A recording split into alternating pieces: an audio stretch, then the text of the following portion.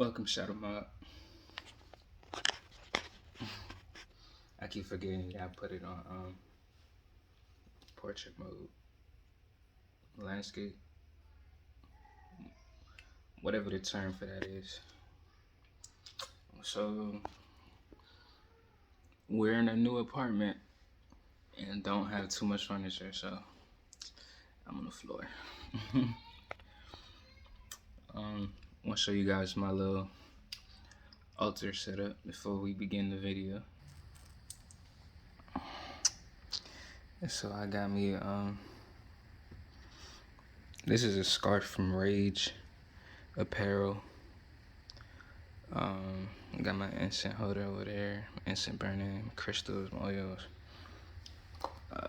Get that out of there. It's hair clips, books, tarot cards, more incense. I'll put some over there, mini cauldron.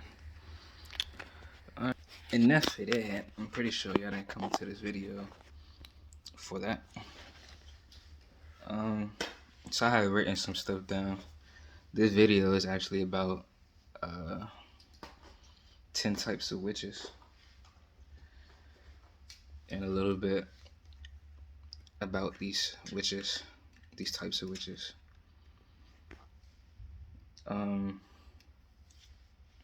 Yeah, bear with me right quick. So I got it on my laptop.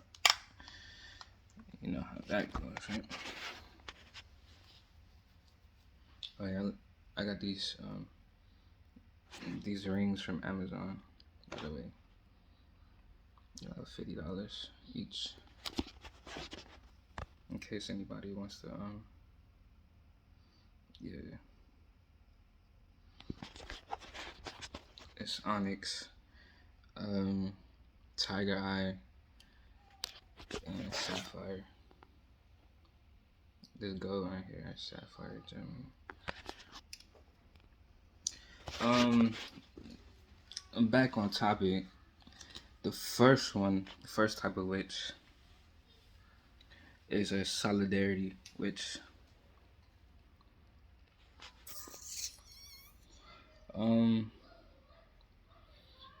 A solidarity witch is an independent practitioner that does not have to follow a creed by a coven or cult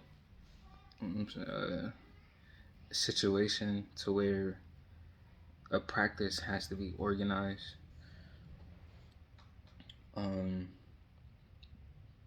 These witches have more freedom, but they're usually alone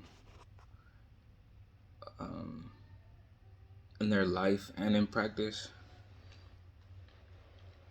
or with very close friends. It's usually a small group of close friends at that, and it's a group of diverse practitioners if their friends are into that type of stuff. Solidarity witches usually mix other spiritual paths for connection purposes and friends. Pretty much what I just said, except you can be connected to someone even though you're not friends with them. The second one is, I don't know how to pronounce this word, but I hear it a lot. Eclectic witch. I just call it elected witch. I know I'm an asshole for that, but my mouth doesn't work that way to say that word. I'm gonna try though. So, eclectic witches usually gain their magical knowledge from others. So these are the ones that absorb information. They usually go out for the purpose of like magical social psychology, basically. These are the ones that really just don't have to like you, they don't have to know you, but they will steal your shit and practice it. Like, yeah. These type of witches are usually considered as a form of jack of all trades dabbling in various forms of witchcraft simultaneously. Eclectic witches are usually individuals that have desires of joining others in practice just to learn about something new. Um, 3. Green witches have a natural ability to connect with nature and the powers that be. Mm,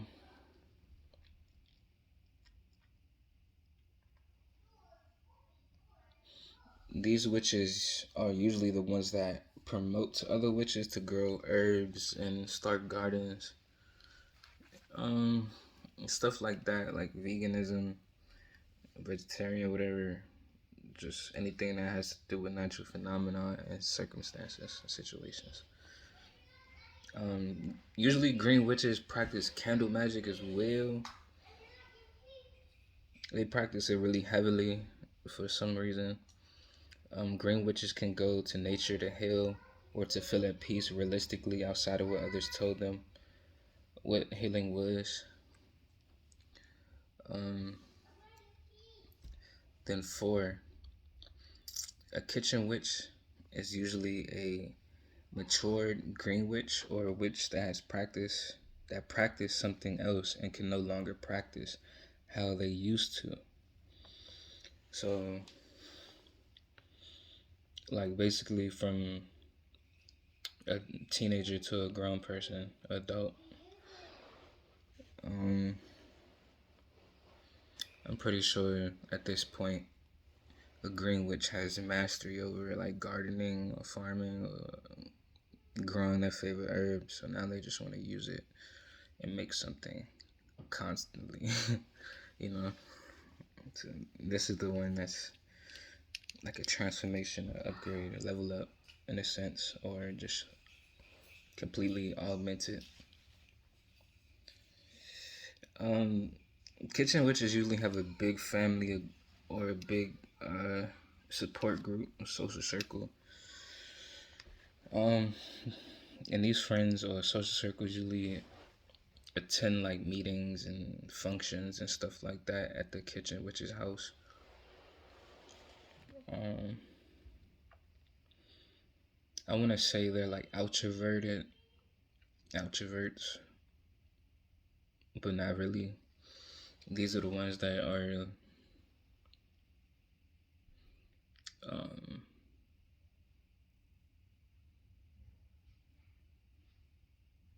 they just like to be around people, even though they could be introverts,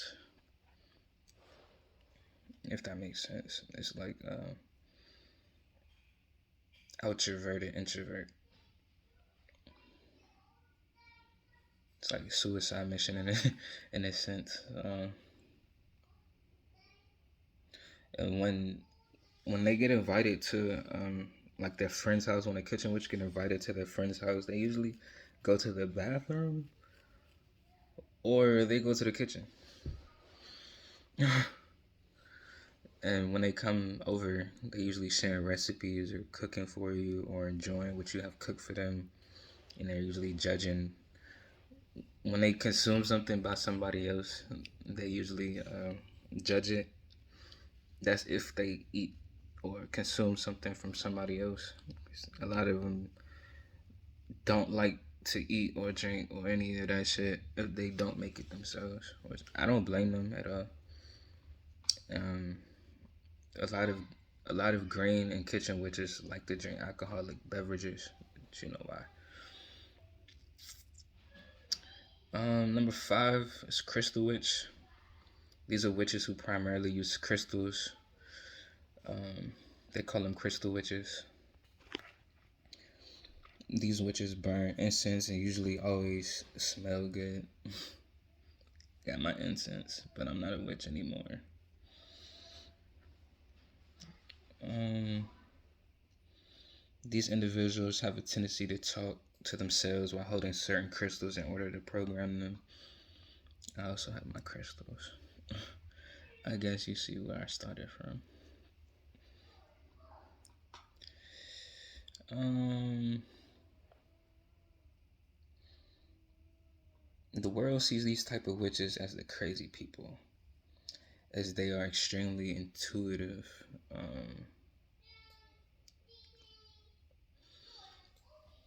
These people have like a high sense of clairvoyance and like the clair words. You know what I'm saying? Like the smell, the taste, the hearing, the sight. So these people are like the seekers. I guess that's what they call them.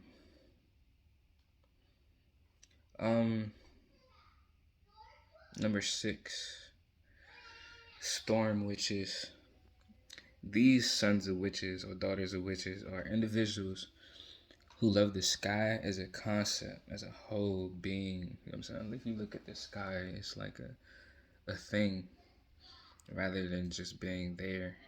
You know how people look at the sky and say it's just there, but it's like a thing.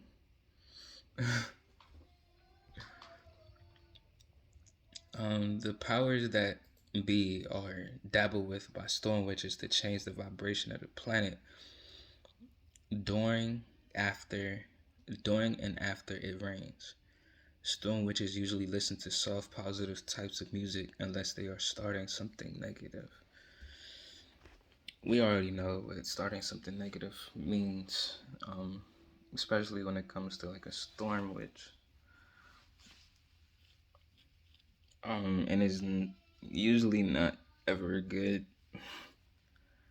because the powers that are associated with this practice is usually too much for a storm witch.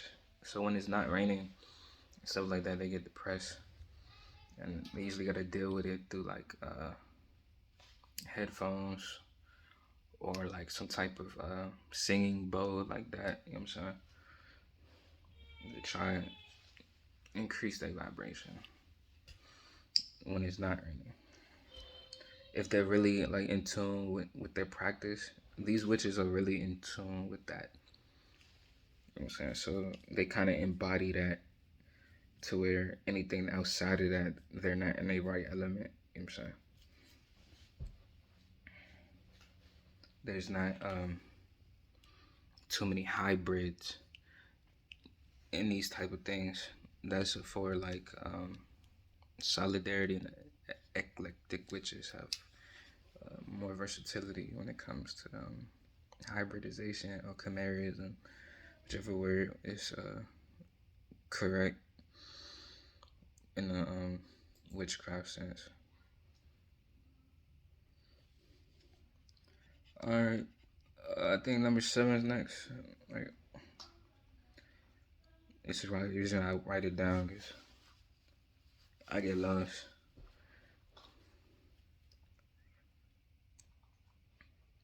Alright, death witches are witches that tap in the essence of death. I wouldn't say death itself, because if you can tap into death itself, then you probably won't be alive no more. Right?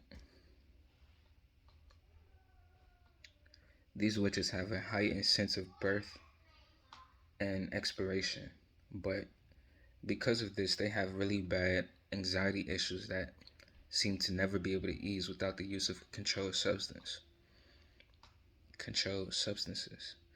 Death witches usually have unexplained cuts on their body and have a tendency for self-harm.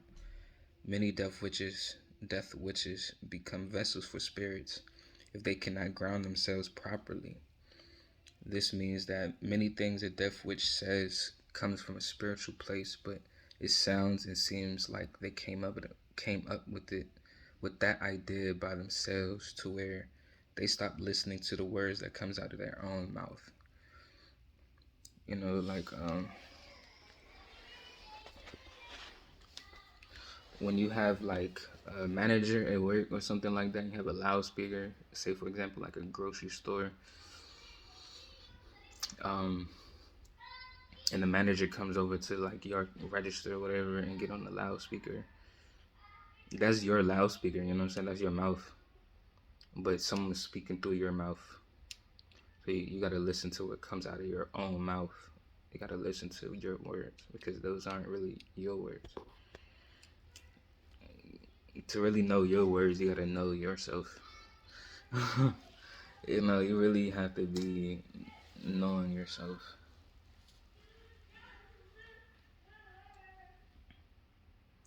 All right, number 8. I didn't get lost that time. I'm proud of myself. I'm on a roll. I'm up 2. Number 8. Tech witches try to stay up on top of the newest electronic trends. These individuals have a customized electronic device somewhere, and it's their favorite thing in life at that moment or in the moment, period.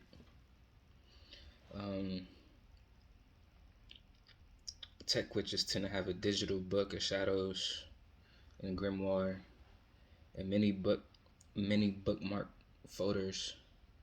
They may belong to an online coven cult and have a nice sized portion of followers on their social media pages.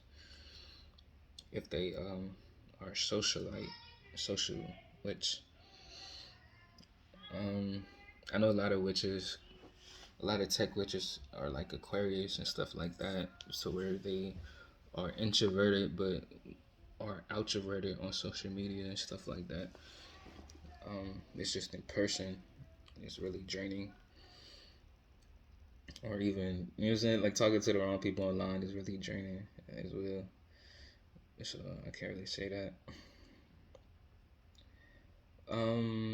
Tech witches can feel the energy coming from their electronics, something like a parent to a child. You have like this weird sense of intuition to like know when your child is talking to you or looking at you or wants something from you, want to give you something. You know what I'm saying? Like really a connection to their devices or their technology or their electronics, because I know technology doesn't necessarily mean electronics. I'm just using electronics as, for example, in a modern sense.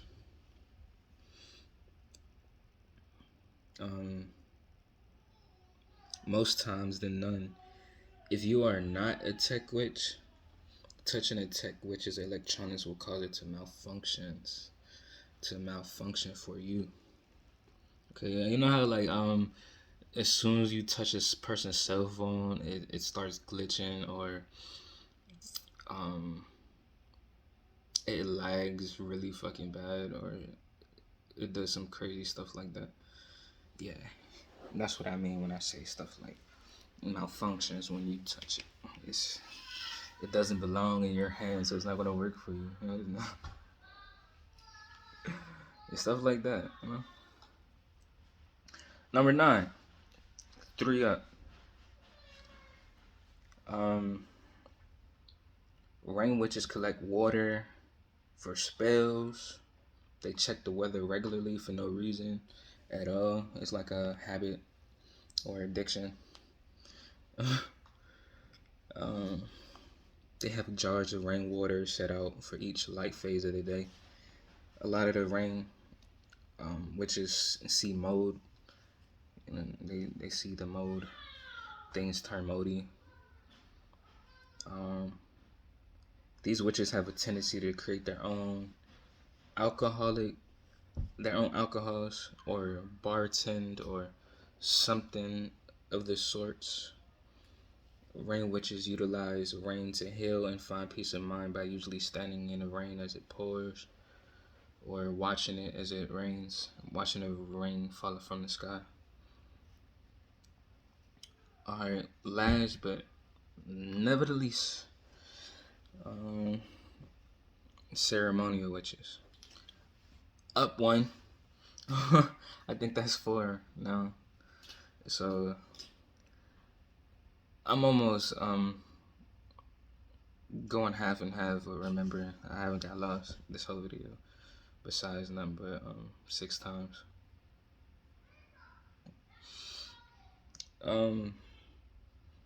Ceremonial witches are usually witches that start off as religious individuals, but then they have to learn that they no longer agree with the standards of that religion.